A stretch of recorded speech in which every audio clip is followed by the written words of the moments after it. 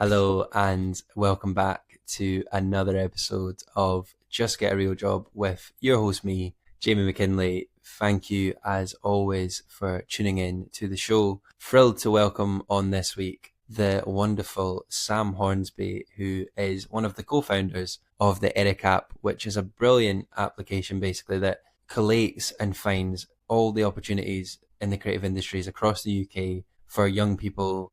So the team at Eric basically look for everything that they can find opportunities wise, and they collate it all in one app, which is easy to use and basically helps people find the opportunities they might not otherwise have time or be able to have seen before. And it's a really, really important tool, especially in an industry which is so hard to navigate and is often very inaccessible, especially for people that come from maybe a disadvantaged background. So it was an absolute joy to welcome Sam on the show and to talk to her about how Eric started and some of the goals that the app has, and some of our thoughts on the sort of creative industries and everything that's happening within that. It was a really inspiring conversation. We recorded this one about 2 months ago. We had a few tech issues, but we've edited it together and I'm really happy with the result and how it's sounding. So I've been excited to put this one out. Also, since recording it, really pleased to say, as we announced on our social media a couple of weeks ago, that Just Get a Real Job has now become an official ambassador for the Eric app as well. So it's been brilliant to work with them more closely, and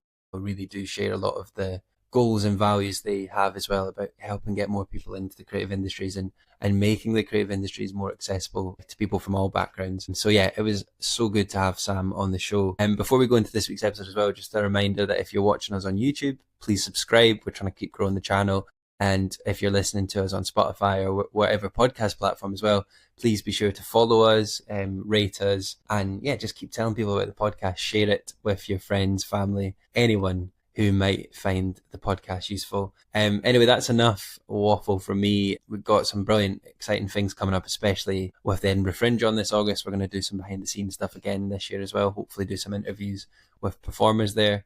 Yeah, thank you so much for listening as always. And I really hope you enjoy this week's conversation with the wonderful Sam Hornsby. Sam, how's it going? It's lovely to have you on Just Get a Real Job tonight. Thank you for joining us. You run a company and an app called Eric, which is doing some amazing things in the creative industries, and it's lovely to have you on the show. How are you doing? Oh, I'm great. Thank you so much. I was saying before, I'm very flattered to be asked. It's nice when someone wants to hear me speak. None of my family do. So no, it's a pleasure to have you on. Obviously, I know I said at the start that you run an app, but I also want to flag that you're one of the sort of co-founders of Eric. Obviously, your partner May is also heavily involved, so I'll mention her as well, just in case. I don't want to give you all the credit. You guys sort of founded that maybe 4 years ago. So it's about the similar age to when I started this podcast, and we have quite a lot of the same aims in trying to make the creative industries more accessible, more easy to navigate. I honestly think what you guys have done is brilliant. But just to sort of kick us off, do you want to quickly give us a quick overview of what Eric is, and then we'll get into some of the more details about it, because it's a brilliant thing and I think our listeners really chime with it. Amazing. Yes. So Eric is a free to use creative careers app. So if you want a career in any of the creative industries, then basically this is the app where you will find all the opportunities that are out there that you can get involved in. And I think that's probably the best, quickest way to describe it. I feel like a better question to sort of ask you, actually, because you have an amazing part on your website, which people can go and look at it. I was just telling you off air that it's very nice very easy to use, but you've got a whole part about you and May, who started the company, with Slick Journey and the reason you started it and stuff. So I suppose actually a really good question to sort of kick things off and ask you is why did you start Eric, and what was that part of your sort of early journey that you felt you weren't able to sort of have the career in the arts that you maybe would have wanted, and it gave you the impetus to then start a business? Yes. Okay. So we started Eric because we literally experienced the problem of struggling to get into the creative industries. I mean, because I could go into a lot of detail here, so I'll try and keep it brief. But May and I both had our own creative ambitions, and we failed for different reasons. We experienced different barriers, and generally May and I have been pretty lucky in the lottery of life. And so we kind of realized that if we were finding it hard, then most other people probably find it a lot harder, and someone should really step up and try and solve the I guess, access issue to the creative industries. It can be a very opaque area. Lots of people do work in the creative industries, but there isn't that much information about what you can do and like how to get in. And it seems, well, on the outside, it seems to be a bit of a closed network. However, when you're actually in it, it's very friendly and nice.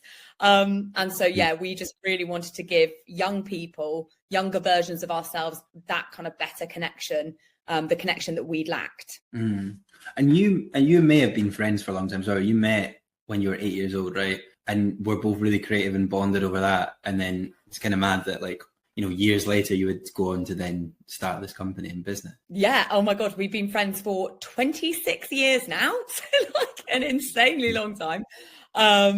And honestly, we absolutely love running the business together. It's amazing. We have such a passion for what we do. I think because we experienced the issue ourselves, and it feels like it's such the creative industries and access to the creative industries historically has been such an overlooked and underserved area. And it feels like a blessing to be able to, solve a problem that we experienced. And yeah, I think May and I, we have so much in common as well, in terms of like, we've got a real sense of justice, we've a kind of great work ethic, and it just feels like we were the right team to come along, hopefully, fingers crossed, hopefully the right team to solve this issue. And it is something that we're very passionate about solving. I suppose a good place to maybe touch on then, and as well, and to go into from that, is what you actually think are the issues around access to the arts. Like, what were the barriers from your own personal story as well that's maybe stopped you having the career you wanted, that gave you like the inspiration as well? Yeah. Okay. So the actual kind of the detail of the story between our relationship in the creative industries is May wanted to be a fashion designer, and she ended up being a chartered accountant at PwC. So she dramatically failed. I think she's like the poster story, and lots of people I think can relate to her story, where it's like, you wanted to be something really creative, and then essentially your parents told you that wasn't a serious option. And so then she ended up going into accountancy, which is so far away from fashion. I don't think you can get two more opposite industries.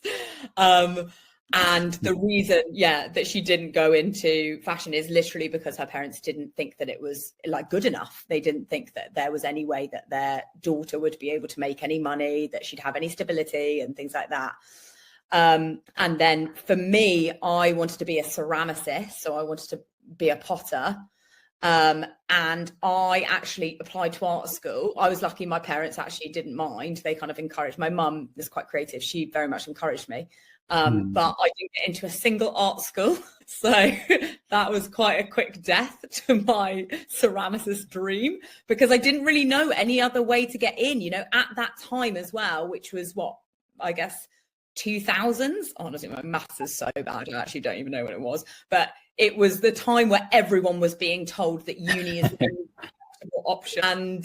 And I think that was really hard. When I couldn't go to uni, I was like, what the hell do I do? Like, that seems to be the only way to get into the art world. So, the barriers that we both experienced, one, May was like, my parents didn't think it was serious, so they put me off. They told me I couldn't do it.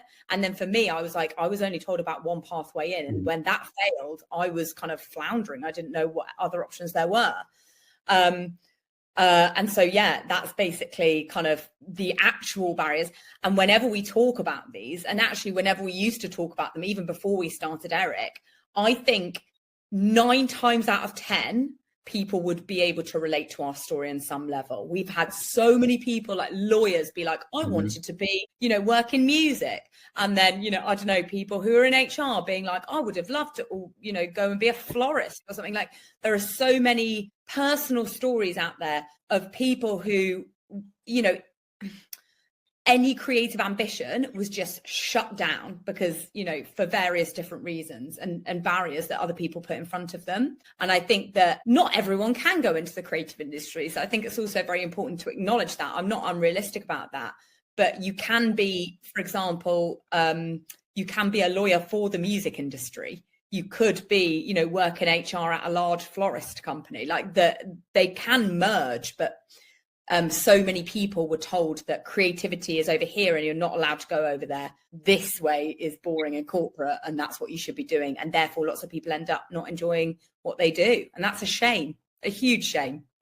No, completely. It's so interesting. Half of what your story you're talking about is so many people's parents say that to them because, and again, it doesn't come often from a bad place. It's one, they want their kids to like have a stable life and to, not go into an industry where they think that, A, don't know how to navigate it, B, can't afford to sustain it and survive in it. So, it comes from a good place. And we have, what's so interesting about running this podcast, and, this has done over 170 episodes now, which is crazy, but there's so many people that have had such different pathways, and no one's path into the creative industries is the same. And as you say, often creativity is put to one side and you don't realize that there's jobs that exist that can merge both. They can be very employable, but niche in a certain way. And I suppose it's, as you say, we're not saying everyone should go into the creative industries or can go into the creative industries, but there's so many talented people that miss out on the opportunity to do it because the gateway into the industry, is just so hard to navigate, or they just don't have the education and understanding about how it works. And unfortunately, it just is a very glamorized and middle-class industry. And if you come from a very working-class background, like growing up myself, like it was just, it wasn't a world I could imagine work. TV was just, it felt so far away. And so many kids sadly don't get that chance. And that is a tragedy. So I think it's important, that's why we need things like Eric and people there to try and make that pathway easier. So it's something I'm very passionate about, and it's lovely to sort of chat about it in a bit more depth. Yeah, I completely agree. I think, there are so many issues that still stand in the creative industries that existed when I was at school, and that was quite a long time ago now. I can't claim to be a young person at all anymore, sadly. And I think that is testament to the fact that these barriers have still not been broken down. There's not enough conversation around things like class in the creative industries, which is a screamingly large issue. And I think, frankly, the creative industries doesn't really do a very good job as well of, I think a lot of it comes from the creative industries doing a very poor job of educating future generations about how to get into the creative industries. And parents are, like you say, parents and teachers, they're just regurgitating the information that they have, and they can't be blamed. And the creative industry needs to do a better job of re-educating people if they want that to change. Completely. And I think what's also interesting is that the end, like I know it's such a big block. So when we're talking the creative industries, it covers so many different assets and sort of sectors. But I think within the actual creative industries itself, there needs to be more, I think, discussion around what it's actually even like if you do work in the industry itself, because even if you make it and you work in a creative job, often there's a massive sense of imposter syndrome, or it doesn't feel stable. So you maybe get some work for a year, but then it's like, how do I continue this? And that's a whole other conversation as well. So it's a really complicated and interesting subject. So it's great to talk about it. So I suppose the other thing I want to ask is when you first started Eric, then what was like the sort of baby steps of that before you went on to like launch it? Well, okay, so Eric has actually been going for quite a long time because we have had like 3 versions almost of Eric. So the mission has always stayed the same. The vehicle in which we explain or communicate that issue has changed over the years. So the first version of Eric was back in 2014, and that was an online magazine that was absolutely appalling. No one read it, no one cared, and so therefore that quickly went out the window. And that was our first step, basically, to try and like communicate. Here's what people do in the creative industries. Here's how you can get in. We're doing it through this format.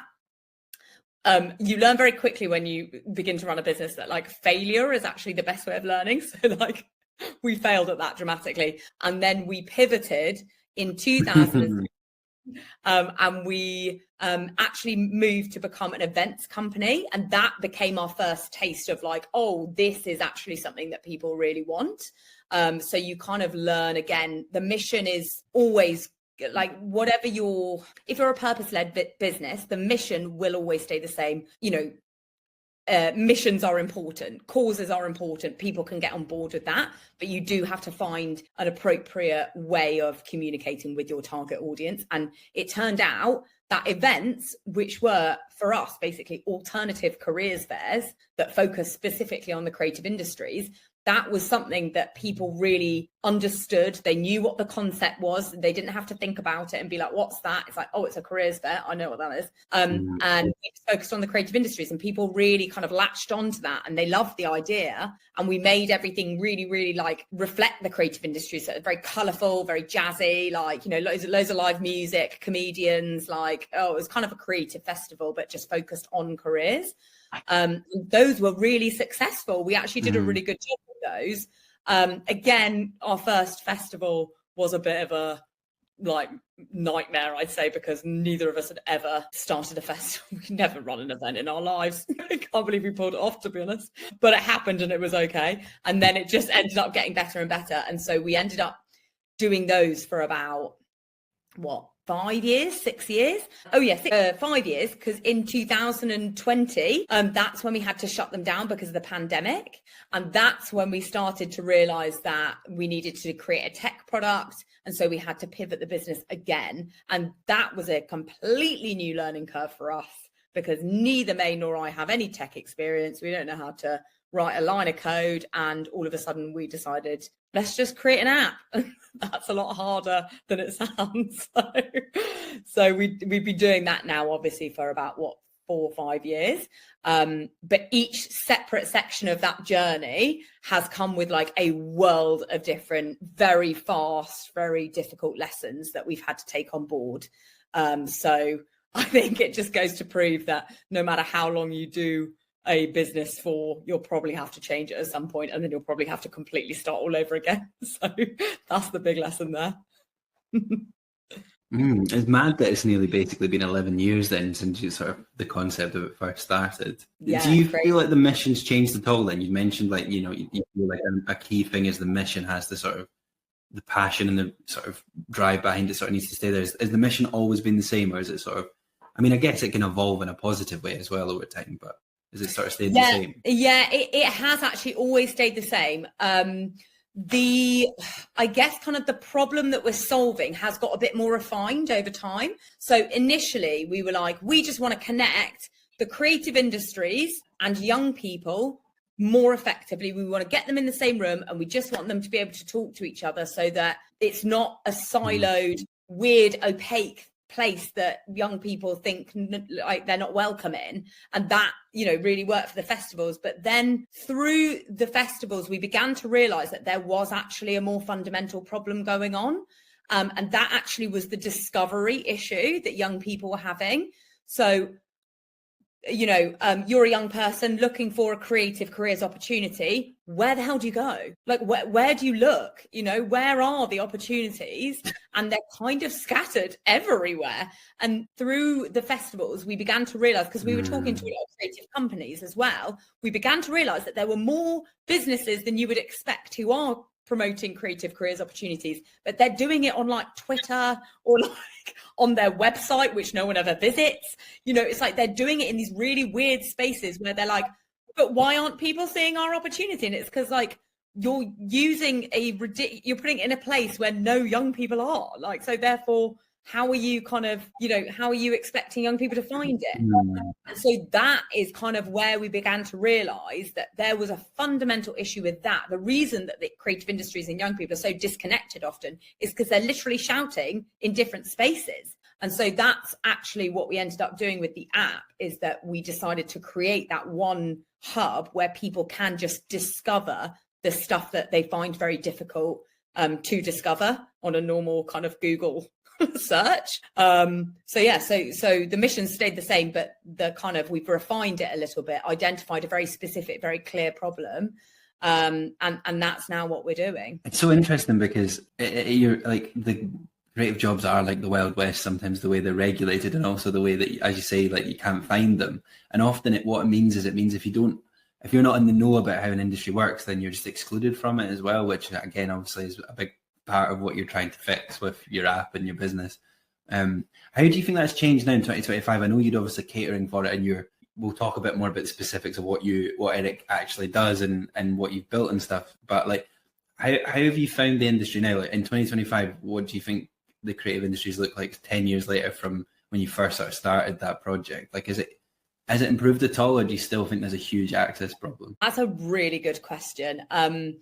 It's definitely better. It's definitely better. And I think it's better on a number of different levels. I think one, the creative industries is much more willing to admit that they've got a problem, where 10 years ago, I don't think anyone really wanted to admit it, even though it was quite glaringly obvious to everyone else. And I also think they're putting more money into creating opportunities for young people. I don't think they're quite at the point where there's a lot of like training schemes. There's a lot of, upskilling stuff going on, and not necessarily enough actual creation of jobs. I would say that's where the big like gap is at the moment. But, they are trying to put more money where their mouths are. And I definitely see an attitude shift as well as a financial shift.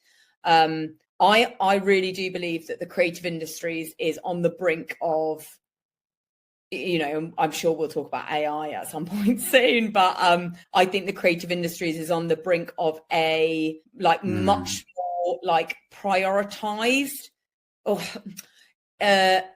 on the brink of being much more recognized, much more valued, and much more prioritized by citizens, not just the government, but also the general public. I think the conversation publicly around the creative industries is hotting up, and that's important. And actually, I think that's one positive thing that AI has done. I think it's got people talking about how actually valuable the creative industries is, and AI is at risk of disrupting it. So it's the only good thing I think that AI is doing right now.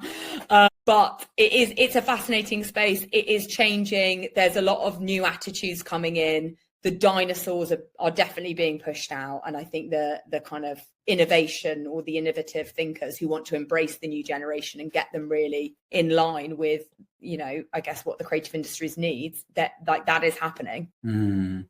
Yeah, I think it's needed a lot of innovation for a long time, especially where I work in TV. I feel like it's nice to see innovations finally taking place, and maybe a change in approach, and people stepping back and going, okay, how can we best sort of change things and maybe look at what's not working. I think what's interesting, you're touching on, like, there's a lot of training. I think that's obviously my expertise tends to be more on TV than other sectors of the creative industries outside of this podcast. I get a bit of a sort of overview, but I think what a common thing I find from interviewing people and just from my own experience is there's a lot of training schemes and what they call talent pools, but unfortunately there isn't the job then to follow it, or like that mid-level area of the creative industries often lacks. So you get into it and you have a great year or two, but then where do you go? And then sadly a lot of people leave, and there's that talent drain. So it's an interesting place, but it's great to get an overview of it. You mentioned AI there. I know we said we'd talk about it later. Actually, might be good to talk about it now while the elephant in the room. I seen you accompanied in an interesting. It might have actually been you personally did a post about AI and how basically Nick Clegg was saying that if they didn't steal people's creativity, basically the industry, and you're sort of making the point that like that's theft effectively. AI is obviously a huge buzzword. Everyone's talking about it at the moment. It feels like a very uncertain time. How do you feel about AI and what's going on there from your POV? Yeah, I mean, it's such a big topic. I've got a number of different thoughts. First of all, I think the way that, that quote from Nick Clegg was like shocking. So tone deaf. I couldn't believe it. I honestly couldn't believe it. I had to read 7 different articles about it because I was like, surely this isn't, surely he didn't actually say this. Turns out he did. And it was, I think generally it seems to be that big tech is paying their way into everyone's pockets yet again. And I think that is something that has been apparent with the AI data bill, the bill that Nick Clegg is talking about. It got passed by the House of Lords. They were all saying, we need to protect the creative industries. Lots of them are creative donors, or they have interests in the arts. And so therefore they have a vested interest in protecting the UK creative industries. And then as soon as it gets to the Houses of Parliament, no, we're blocking it. We want to change this, make it tweak this, make this more in favor of big tech, blah, blah, blah. And I just think that actually speaks volumes about how out of touch or disconnected the government tends to be, people who work in the government.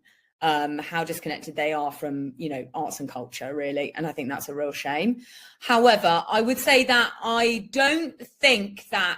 also think there's a spotlight on the creative industries. I don't think that this is a creative industries isolated problem. And I think sometimes when you work in the creative industries, it is easy to feel like we're the only ones at risk here. We're not. And so hopefully other industries will be fighting their own causes, and then we can all basically put enough pressure collectively on government or the big tech companies to, I guess, kind of not take advantage of everything that they want to take advantage of.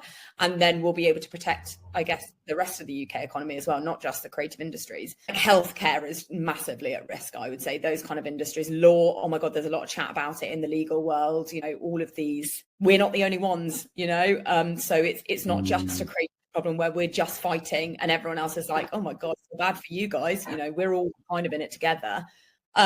And then when it comes to the actual impact of AI, or like how human behavior may well, I guess, kind of, I don't know how to put this. I read a comment ages ago that encapsulated it really well, which is basically when everything around you is junk food, you'll pay a lot of money for someone to cook you a steak. And I think that is kind of where I see AI going in terms of how it will affect the creative industry. AI at the moment tends to churn out stuff that all sounds relatively similar. There's a lot of tells that it's been written by AI. If you want it to not sound like it's been written by AI, then you need to tweak it as a human. You need to make adjustments. You need to write certain things in your own words, play around with it, edit it, basically. And I go on LinkedIn myself and I can tell who's written stuff with AI. And therefore, I actively don't really want to read the posts. It's not like a conscious decision even. I just subconsciously, I'm like, nah. Like, I'm just going to move on. And I think that's because I'm looking for something that is more quality. And I believe that if we as humans will always have human behavior, which is we get bored of stuff when it's mass produced. We want to, consume things that make us feel like we are unique individuals, like we're absorbing someone else's opinion. And I think that if anything, AI will just drive up the price of like artisanal created content. So people actually taking photographs, people actually making videos, people actually writing content themselves. I think that will become a premium and people will be able to charge a lot more for that standard. It's the same as like IKEA. When IKEA came in, everyone started buying IKEA, which is amazing. I understand that IKEA has in the world, but ultimately it didn't get rid of like bespoke artisanal furniture, did it? It just drove up the price. So that's my take. It's a good analogy. It's interesting. It's something I'm trying to be conscious of. So I'm dyslexic, and spell checkers have been crap for years, right? So there's obviously positives to everything. So AI, right? It is the best spell checker I've ever had in my life, and it's revolutionized that for me because in 20 seconds I can put an entire email or whatever into AI and I can fix my spelling and grammar. Obviously it makes some mistakes, but it's a useful tool, right? Yeah. However, there's a difference between that and then me becoming lazy and getting it to write everything. And the sort of second thing about AI is that it's obviously really uncertain for a lot of people. So there's just a lot of people like really scared and nervous about it because it's a new thing coming in and it's obviously going to cause a lot of disruption. And while there is some positives, there's obviously negatives as well, and it's a bit scary. But I mean, it's an important thing to talk about it, and I appreciate you, being quite riled up about it because it is it is effectively the tech companies have just stolen a lot of our data. So it is shocking. I do find it absolutely shocking how brazen it is. And I spent about an hour yesterday on a Reddit thread about it. And there were all these people with these fantastic points like, do you remember those you wouldn't steal a car, you wouldn't steal a thing. So therefore you pay for your license, your BBC license or whatever, and it's like, sorry, this is basically the same thing. It's a joke. I think it's insane how all of the values that we used to live by or have enforced on us, often by the government, they've now just gone out the window now that big tech wants to use everyone's content for creation. It's mad. And I wonder if it's just because big tech has such an influence over government and influence in policy, public mood, like they sort of are just not powerless because that sounds very conspiratorial, but do you know what I mean? It does feel a bit like it just feels like they have such an influence that there's nothing anyone can do. It's almost feels a bit hopeless at times. Yeah, well, I think Keir Starmer has made no secret of the fact that he wants the UK to be an AI leader. So I think that there's probably a direct correlation with how much Mm. leeway they want to give AI, and I guess kind of how much they'll get in return for that in terms of like a positioning amongst the global market. So I think, Mm. there's probably a direct correlation. Yeah. Well, sort of speaking of tech in a more positive way, the Eric app is a nice segue. But we were sort of talking before about the festivals, the events, how in the pandemic you made it a digital, moved online. Tell us a bit about the actual process of that. Like you obviously have your app, you done an amazing job on TikTok. So obviously I have quite a lot of followers on TikTok. You're making a lot of videos, getting a lot of engagement. Tell us about how that all works and sort of how that all came about as well. Oh gosh, I mean that's a really long journey. Um, um, so yes, tech, creating a tech company is quite difficult, I'd say. There's so many elements to it. One of the famously, apparently, if you work in the tech world, you know this, but I didn't know this, obviously. Apparently, one of the hardest things to do is to get people to download an app. And so, therefore, marketing is incredibly important. When we actually said to a lot of people we were going to start an app, everyone was trying to convince us to create a website instead. But in our minds, the personalized experience that we wanted to give people, i.e., you're a young person in Liverpool looking for internships in the design industry, that kind of ideally would be done or best done via an app rather than a website. And so we stuck to our guns. We decided to create an app. And it is hard to get people to download an app because there's a lot of companies out there who have apps and they're all trying to convince the same people that you are to download an app.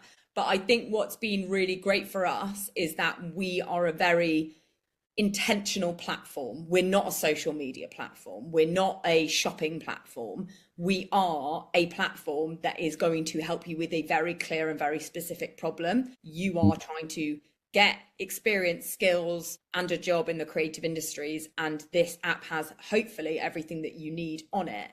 And so it's just been a really interesting kind of experience talking to other tech founders, talking to other people that have, different types of tech, not just apps. And I think we actually have we're very lucky in the way that we've decided to solve a problem that is very specific and actually a problem that a lot of young people have, to be fair, and no one else has tried to solve before, because it means that we do have quite a high conversion rate when it comes to people wanting to use our app. And also people are very loyal to us. They do enjoy the experience because it does actually give them something of use.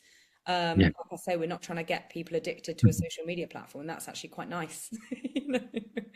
So, yeah. And in terms of like you were saying that you may weren't like, they weren't like tech experts and stuff. So how was the process of that? Like, did you have to educate yourself? How did you get to a point where you go, starting a business and, we're going to go all in on this and, we need to make money. We need to like make this sustainable, like, and build an app and build a website. Like, how did that all work out? What was the process there? There was a lot of trial and error, a lot of trial and error. We went out and found some people who had built tech platforms before, and then we asked them some advice. Some of them gave us good advice, some of them gave us bad advice, but in the end, we learned some very hard lessons that we still live by today. Like I said at the beginning, like the best lessons that we've ever learned are the ones where we've made mistakes or failed because you know exactly what not to do. So we went and found some people that knew about tech, asked them stuff, decided, based on a number of opinions, what we should do. We raised investment to be able to build the first version of the product. My business partner, May, is unbelievable at design. She's, does all the design stuff, Eric. She's got an incredible eye. And again, I think that was I'm very lucky that I've got her because she was able to design everything. And that's one of the big issues, so many people, it is very rare that people have such a good eye. And I think that is something that's been amazing. So she kind of created this whole look and feel that seemed to be very effortless, to be honest. But, May worked very, very hard at it. And then we, went and raised investment. It was very difficult to raise investment for the first round. But we did it because people really believe in the problem. We actually have 17 investors now, I think, and the majority of them either came from the creative industries themselves. So they used to run like big businesses in the creative industry. So like, I don't know, big photography companies or whatever it is, TV, channels and stuff. So they know the experience, the issue that we're trying to solve, or their parents. So many of them are parents, and they heard what we were pitching and they were like, you know what, my kid could really do with this. This is a really good idea. And so I think, again, it's like the emotional side of Eric has always been an asset for us, especially in the early days when, we're going to people being like, can you give us some money? And then they're like, okay, what proof have you got? And we're like, none, but here's a design and here's a dream. Well, this goes back to what we were saying earlier about storytelling and creativity, because even if you don't work a completely creative job, like you always need to be creative no matter what you're doing. And like often businesses succeed because they have a great story and people know what it is. They know they know the story behind it. I want to ask you this, and also selfishly for me, because obviously I'm at a point where I'm trying to make this podcast more professional. So for either myself or somebody listening, how do you approach an investor and basically say to them, can we have some money, please? Like, how does that actually work for somebody listening at home? That's a really good question. First of all, it's gonna be embarrassing. I think that's just something you have to like resign yourself to. And you've got to try your pitch out on a number of different people.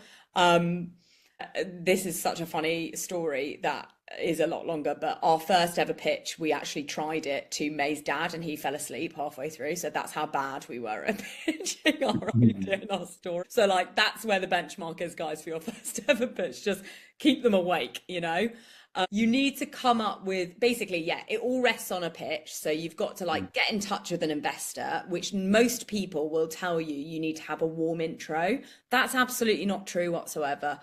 All of our investors pretty much have come from just random cold emails or just like LinkedIn DMing people, because you just never know who is aligned with your mission and might have some cash to spare. A lot of investors invest for tax reasons, and frankly, a lot of investors as well are very private about the fact that they're investors, so they don't plaster it all over social media or anything. So you just never know. So we made it our mission to go out and literally message everyone in the world, asking them for money, and we had a like vague pitch together. A couple of people got back to us, one in every 50,000 probably.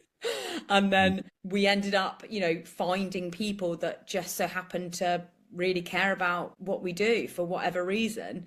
And then we had a little phone call with them because we were raising money over COVID. So everything was being done online back then.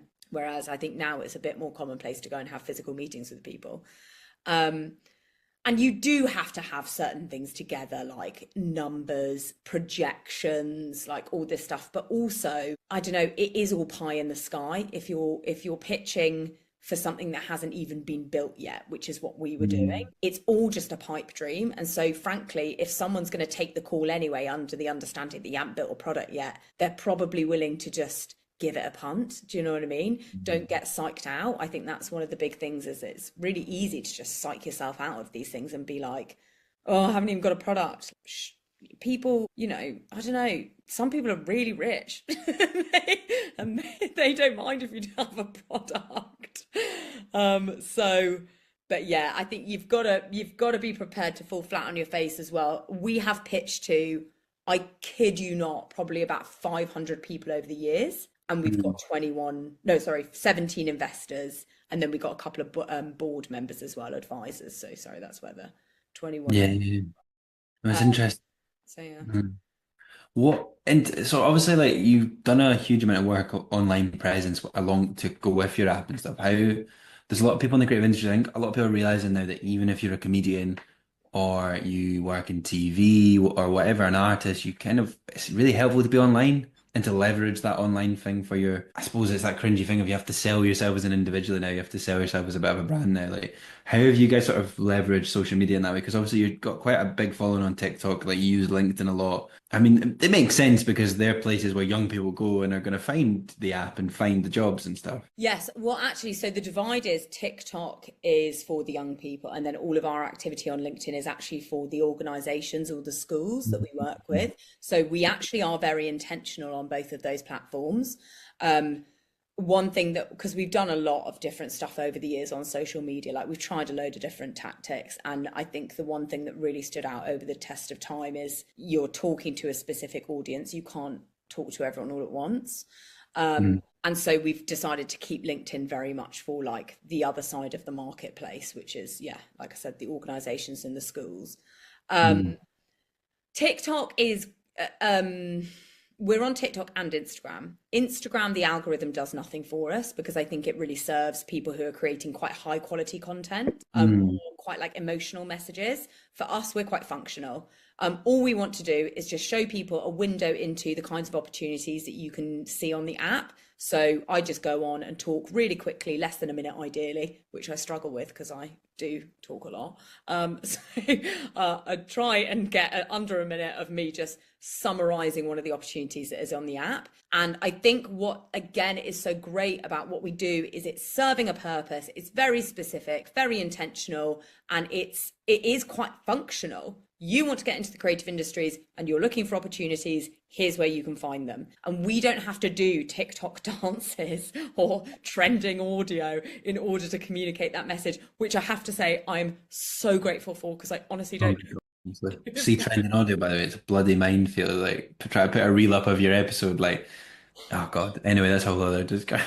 Well, no, honestly, I do not envy you because I'm like, God, the simplicity of what we do on TikTok is great. And I think that's just like, it's basically we're just giving people like functionally what they want. We could do a lot more. We could be a bit jazzier, but I don't think we need to be. The other thing, though, which I'd say about Eric, which I think really serves you guys from the outside, and it goes back to what we talked about with AI earlier, is it feels very authentic because you got that mission, you know what you're trying to do, so that makes people go, they know what it is, they trust it more. That's it. Like, we genuinely do get excited about some of the opportunities that we find online. Like, there's some crazy cool stuff out there. And I think every time I find something that's really interesting, I'm like desperate to go and tell people about it on TikTok as well. Mm. Like, because I'm like, the world needs to know about it. It'd be a desperate shame if no one knew this existed. So, yeah, so I think the enthusiasm, one comment that I always get is the enthusiasm comes through. That was another question I was going to ask. Like, is a lot of the job and a lot of what your business is doing is just constantly looking for these opportunities to put them in the app and put them on the website and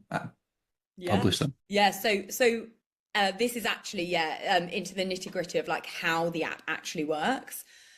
So we are not an app like other careers apps where they work with brands specifically and then the brands have to put their opportunities on their app. We actually go and we aggregate everything that's out there and then we put it on our platform. So we do work with partners who do want to put stuff explicitly on the app and directly, but actually the majority of opportunities that we have on the app are literally found by a couple of members of the team who spend their entire day scouting and scraping the internet to find opportunities that fit under all the different creative industries, all the different types of opportunities, from UK wide and remote to incredibly niche local things going on. Like, that's literally, they are the backbone of what we do. And that's why we have over 10,000 opportunities on the app at any one time, because we literally have people going out every day and finding the stuff that's out there on the internet. That's mental. 10,000. Wow. It's impressive though. It's cool. Hmm. This is a tough question probably to answer, but what's been the most challenging thing about running a business and running someone like Eric? That is a tough question. I think the difficult thing is like constantly like knowing that you have so much to learn. Like, we have never got our ducks in a row. I know that I probably shouldn't admit that. Mm. It's like everything is always, you never feel like you've kind of nailed it. Even though I think we've definitely got to a good level with quite a small team, I will say, there are only 8 of us and that includes May and I. But it always feels like you're just running uphill, and I think that can get a bit tiring, but it's also emotionally and mentally exhilarating as well at the same time, because there's nothing more that feeds the soul more than learning. It's just sometimes you're like, I could really just do with like just not learning for like a day. Yeah. Yeah. What's the sort of goal for you then? And like, I know that's also probably a really hard thing to answer, but like, do you have, because obviously running something so intensely, like it is tiring. I kind of feel like running this sometimes, or, working in a sort of quite uncertain freelance industry. Like, I love it, but it's sometimes quite tiring. Sometimes you're like, I want to go home and not be thinking about this thing and I can relax. And it's that constant juxtaposition. But how does, yeah, what's the sort of aim and how do you navigate that? I think the aim, like the aim for the business, you mean, just like in general, like the goal. Yeah, I suppose the goal, and I know that's such a the thing is like there's not an end point. A lot of these things, there's a journey, and there's so many things you want to do, so it's hard to define that, I guess. But I suppose, yeah, try to. Yeah, no, I'll give it a go. I think like for May and I, like we do just really want to make a positive mark on the world. Like that's ultimately what our aim is. And we always say that if Eric shut down tomorrow, which we're desperately hoping it won't, but we would still feel like we made a substantial mark and we did something good with our time. And I think that's what's very important is that, you know, like our drive is always mission led. It's never been financial. You know, there's a reason that we've been doing Eric for this long. If it was financial, we would have given it up on year one. And we're still doing it. It's testament to the fact that we don't have any financial goals whatsoever, really. Any investors listening, don't worry. We do have some financial goals. God.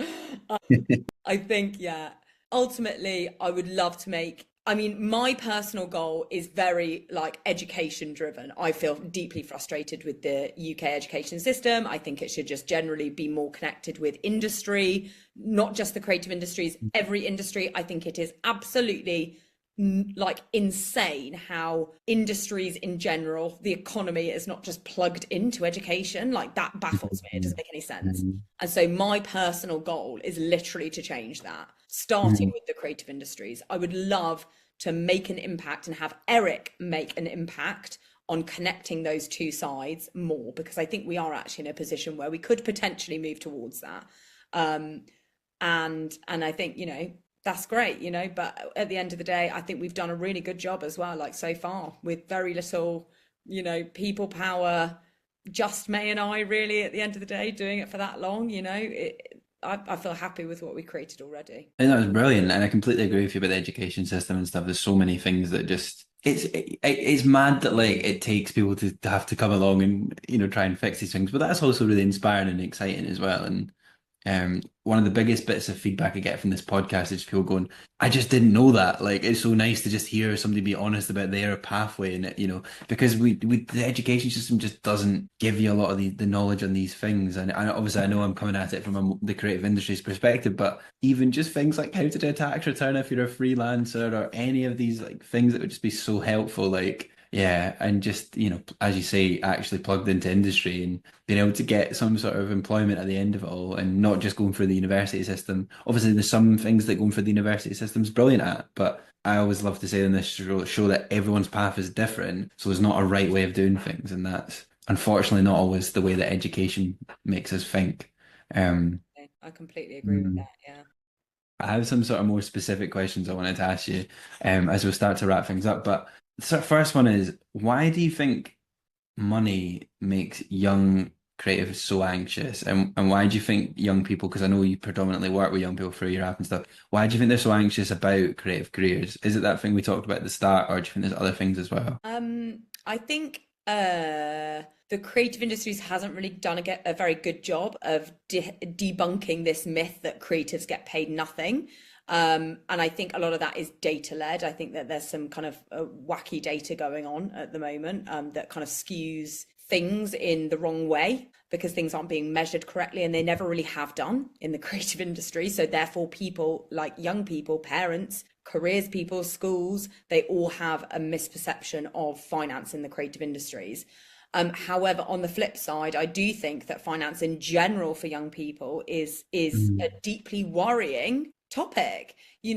Wages are not going up in line with inflation. Like that alone is, like not great. If you're a young person looking to get into your first ever job, and you're looking at the prospect of, well, ideally, hopefully renting somewhere as well so that you can kind of move out of the family home, that's an absolute no-go. You couldn't do that because starting wages are not where they should be.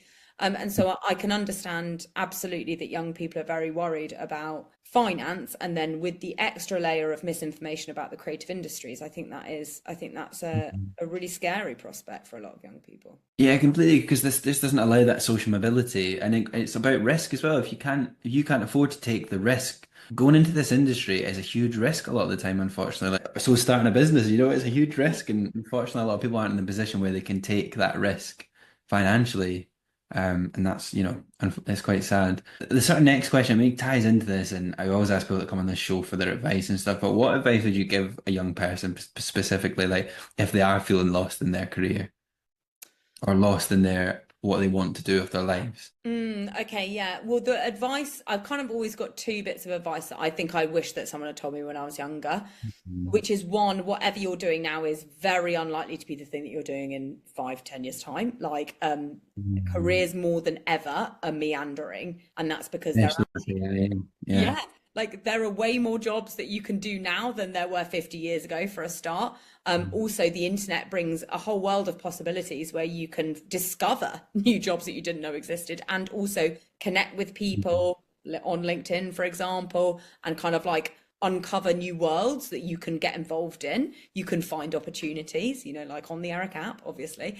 But I think my number one bit of advice is always that don't worry if you don't know what you want to do now. Even if you did know what you want to do now, it's probably not going to be what you're going to do in 10 years time anyway, so you might as well just like go with the flow. Just like whatever opportunities come up, if you feel like they are interesting enough, just say yes, even if it's not what you envisaged you would be doing, because you never know where it might lead you.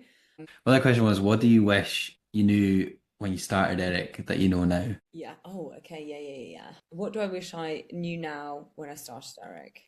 I wish I knew how much longer it was going to be. Not because I don't want to still be doing it. I just think mentally to be able to prepare to still be doing it 11 years later. Like that's a long time. But no, I think I also think I wish earlier on I'd valued being able to work with my best friend more. I think when we were younger, we were a bit more carefree, and I think it would have been really fun to be able to like enjoy that time a bit more, maybe. Mm. No, for sure. It's hard though. It's hard to enjoy the journey, and then sometimes you look back, you're like, "Oh, that was actually really nice. I wish I'd been a bit less stressed out." But no, it's really hard. This actually, you'll love this question because we kind of touched on it. But what do you wish careers advisors or schools told young people about the creative industries more? Oh, okay. First of all, I love careers advisors. They are my people. Like we have like I'm in the community. I vibe with them. And actually I want to like just take the opportunity to shout out to all the careers advisors out there because they are doing the best they possibly can with Mhm. incredibly poor tools, no finance and no time. So they are trying their hardest. I think schools in general, so I think careers advisors are doing the best that they can. Schools could be doing more of an effort, I think, I think they could be connecting more with their local community, creative community, in order to be able to actually get people in and properly talk. Um, because I do think that I think that schools have more local creativity than they realize they do, and actually that could do the job for them in a way. Like they have tools at their disposal, but I don't think they really realize it. No, for sure. You got your ambassador thing running as well. Do you want to quickly talk about that? Because I think that's really touches on that as well. And it's a great initiative, I think. Oh, thanks. That's actually the brainchild of May and her team.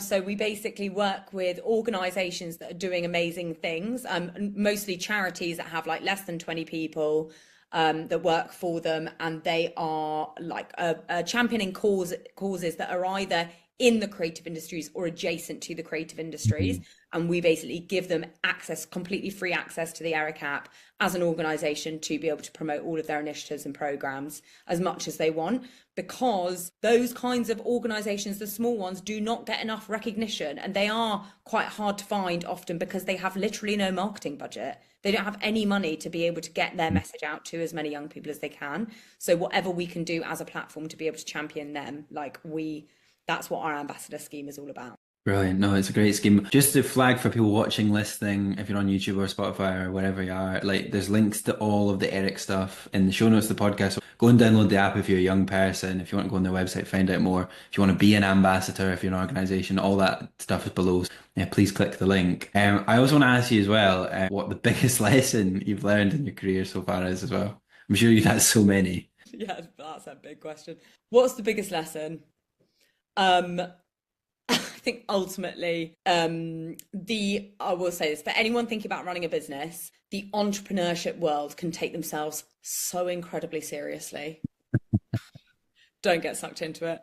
Just don't. It honestly doesn't do anyone any favors. And especially when you're doing something, that is, I don't know. I don't want to undermine what we do because it is very serious for a lot of people, but we're also not surgeons, doing heart surgery. And so I think often lots of entrepreneur people, founders can forget that, regardless of what their product is, and therefore kind of forget to laugh at themselves. And I think that's one of the best things that May and I have been able to maintain because of our friendship is that nothing is too serious. You've got to be able to laugh.